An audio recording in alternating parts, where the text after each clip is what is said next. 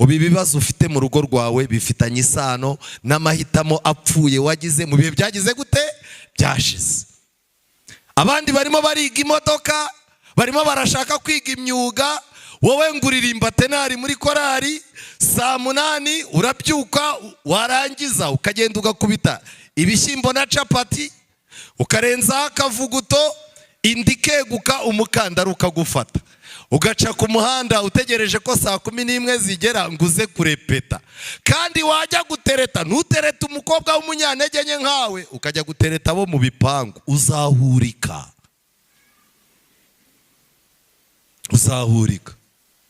Kuko numara kuba umugabo, ubuzima buzaza bukongorera kuri imbwa, uyisa kububwa usange wabugize uri umusore. Nta kibazo.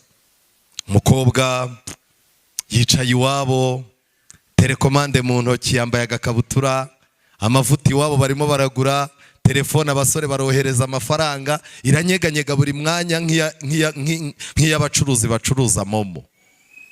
Umukobwa araho, iyo ageze ku rusengero aba yazamuye amazuru, bakamwereka baturiya muhungu yavamo umugabo azi gukora, ko mbona gisa nabi. Uyu muhungu ni umukirisitu yavamo umugabo, mba mbona nawe ubuzima bwaranze, siko kaba kagenda gasukuma nk'akatarya. Uriya muhungu arangije amashuri, iwabo ni ububakiye inzu kandi yakubera umugabo. Amba mbona afunze mu mutwe, nge mba nshaka abantu bakeye basa neza batwika. Yarangiza ugasanga arimo aragendana n'imbobo itagira ikintu ikora, itazi nuko umuntu ashaka ubuzima. Kuko abanyarwanda baciye umugani ngo iyo ubuzi bwami ntubura no ku karubanda. Ku karubanda hari hanze y'ibwami. Iyo rero wabaga utajya ugera ibwami, ntago washoboraga guhusha amahirwe yo kujya kuki ku karubanda. Ibintu ni bimwe, nutagira icyuba cyo mu nzu y'Imana, isi izagira iki kugira cyo. Amahitamo yahise. Umugabo ukunda kuba yoroshya ubuzima, ibintu byose abonye nta kintu aha agaciro. Iyo agiye gusaza, asaza isi mwibutsa yuko ibibazo biri mu rugo rwe ari uburangare yagize. Nshuti zanjye, nagira mbabwire, ibibazo dufite mu ngo zacu bya kane bikomoka ku mihindagurikire y'isi. Intambara ishobora kuba waravukaga mu rugo rukize, bikarangira ari wowe munyabibazo uhagarariye abandi, amateka yo gukira kw'iwanyu akagarukira kuri wowe, ntuzayaryeho n'abana bawe. Akibuka yuko umugore we batabana adafite akazi, kuva ku kazi agahita yishyira mu mugozi, agahita yiyahura, akavuga ati ntazabona umugore ancika. Hari n'abagore ureba uretse ibintu byose ni ibintu byo mu rwego rwo hejuru yiteyeho, warangiza ukareba ukavuga ati ariko uyu mugore koko ikirere gihindutse, imvura igakuba, tukanyagirwa, yaguma ahangaha. Reka da, hari abagore batiteguye guhangana n'imihindagurikire y'ibihe. Nshuti zanjye, ibibazo dufite bikomoka ku kuzamuka mu bushobozi cyangwa kubumanukaho mu buryo butunguranye. Buriya nagira ngo mbabwire ngo umuntu wese iyo Imana igiye kumugira umukire, iramutegura ikamubikamo umutima udahindagurika. Wamara konsa abantu ukazenguruka n'ibiki byose mu murima hehe, umugabo ugaca inzira, harya iyo mubonye amafaranga umugabo akubwira ngo iki, ariko ubundi ubona turi ku rwego rumwe. Wowe ni nk'Imana yakwihereye amahirwe urambona. Buri Imana ifite ukuntu yikundira abagore, ubundi sindi ku rwego rwawe, ariko hari ikindi twavuga. Nk'ubu ngubu uramutse unyatse amafaranga ukajya kwirwana nanjye nkirwanaho, ntituzapfa ubusa, hari icyo byatwara. Ubu iwacu i Kigali abagabo babonye amafaranga atunguranye, n'abagore babo batungurwa no kumva yuko batari ku rwego rumwe. Nubona amafaranga yinjiye mu rugo iwawe mu buryo butunguranye, nawe uzatangira usenga amasengesho atunguranye, kuko nutitonda uzumva amagambo agize gute tunguranye. Asuhuza mugenzi wawe, umubaze ngo uri hano, ibi bintu urimo urabyumva? Suhuza uwo muntu mwicaranye, maze utubundi uri hano, ibi bintu urimo urabyumva?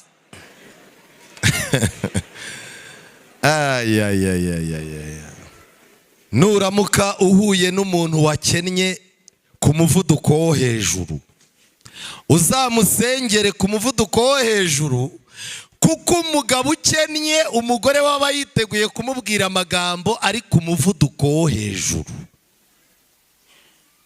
Inzira ntibwira umugenzi.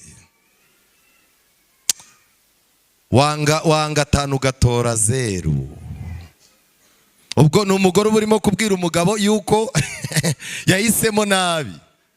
Kandi hano nicaranye n'abantu bagiye bikoreye ibikomere, batigeze bicwa n'inkota yindi, batigeze bakubitwa, ahubwo batwaye ibikomere mu mutima by'amagambo babwiriwe mu bihe batari biteguye. Twikoreye ibibazo mu miryango bikomoka ku buryo duteye, kubuhubuka, kubufata imyanzuro uhubutse, kuba uri umuntu ugira umutima mwiza ariko wamaze kurwana, kuba uri umuntu ugira amarangamutima meza ugapfusha ubusa.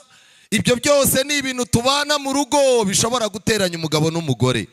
Dufite ibibazo bikomoka mu rugo rwacu bitewe n'amarangamutima atandukanye. Dufite ibibazo bikomoka mu gutinya ejo hazaza, abantu bakikorera ibibazo. Ariko nagira ngo ngire urugo tuganiraho by'umwihariko twihuta ubutumwa bwiza bwa Luka, bwa Yesu uko bwanditswe na Luka. Ijambo ry'Imana riravuga ngo iki? Igice cya mbere umurongo wa 5. Ku ngoma ya Herode umwami w'i Yudaya hariho umutambyi witwaga Zakariya wo mu mugabane wa Abiya, wari ufite umugore wo mu bakobwa ba Aroni witwaga Elizabeti. Umurongo wa 6. Bombi bari abakiranutsi imbere y'Imana, bagendera mu mategeko n'imihango by'umwami Imana byose ari iki? Inyangamugayo. Bari inyangamugayo mu bantu kandi bari inyangamugayo ku rusengero. Ubu dufite abantu basigaye bashaka kuba inyangamugayo kubo biganye, ugasanga muri groupe yo ku ishuri yabo biganye muri segonderi arimo aratangamo amafaranga ngo yitwe inyangamugayo, ariko ugasanga ku cya 10 n'amaturo mu rusengero uretse ibigambo nta kindi atanga. Uwo muntu ni inyangamugayo hanze ariko si inyangamugayo mu nzu y'Imana. Niyo ntambara turimo. Papa Kana, dufate kredi niturangiza dukora ibi nibi, umugabo agatangira atse mu rusengero ko tudaheruka no kugira icyo dukoramo. Hoya bireke mu rusengero, bireke tuzagira umwanya wo gukora, ariko Papa Kana mfasha bataducishamo ijisho. Bazagucishamo ijisho n'ururimi. Aba bantu, uyu muryango bagenderaga mu mategeko y'Imana, mu mihango y'Imana, byose ari inyangamugayo. Umurongo wa 7 niwo nashakaga. Ariko ntibagiraga umwana kuko Elizabeti yari ingumba kandi bombi bari bageze hehe? Mu zabukuru. Kuba ingumba nta mwana bagiraga. Ariko nagira ngo mbabwire, iki cyari ikibazo gikomeye uru rugo rwari rwikoreye. Mwigeze mwumva n'umunsi n'umwe papa wa Yohana umubatiza asiba kujya gutamba kubera yuko yaremerewe n'ikibazo cyo kubura umwana? Hoya, ahubwo kumenya amasezerano yo kuvuka kwa Mesiya byamuhumurizaga bigatuma ubugumba butagira imbaraga. Uyu mudamu we nawe nuko yari umuntu ukunda Imana cyane uyishakisha, ku buryo iki kibazo cyo kutagira umwana ntabwo ari ikibazo cyamugumanaga. Ndabinginze, mu ngo zanyu mufitemo ibibazo, ariko nimwirinde ko ibibazo byanyu byabagumana bikabibagiza Imana. Nta muryango udafite ikibazo. Aba bantu Imana yarabagendereye barabyara. Igihe babyaraga umwana, abantu baje kwita izina basanze umugabo uri bwite izina yabaye ikiragi. Ni ikibazo si ikibazo? Abavuga rero hari ukuntu tumira abantu bagatangira batari ku rugo rubamo imyuka mibi. Kubyara byaranze noneho babyariye no kuvuga bigize gute? Ubundi ibi bintu biri bugende gute? Buri kintu cyose Imana ikoze abantu bagihimbaho inkuru zabo. Ariko igihe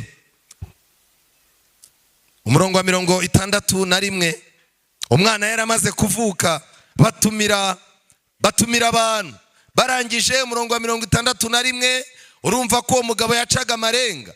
Umurongo wa 63 atumira icyo kwandikaho, arandika ati izina ry'uyu mwana ni Yohana. Bose baratangara. Muri ako kanya akanwa ke gahita kazibuka, n'ururimi rwe ruragobodoka, aravuga ashima Imana.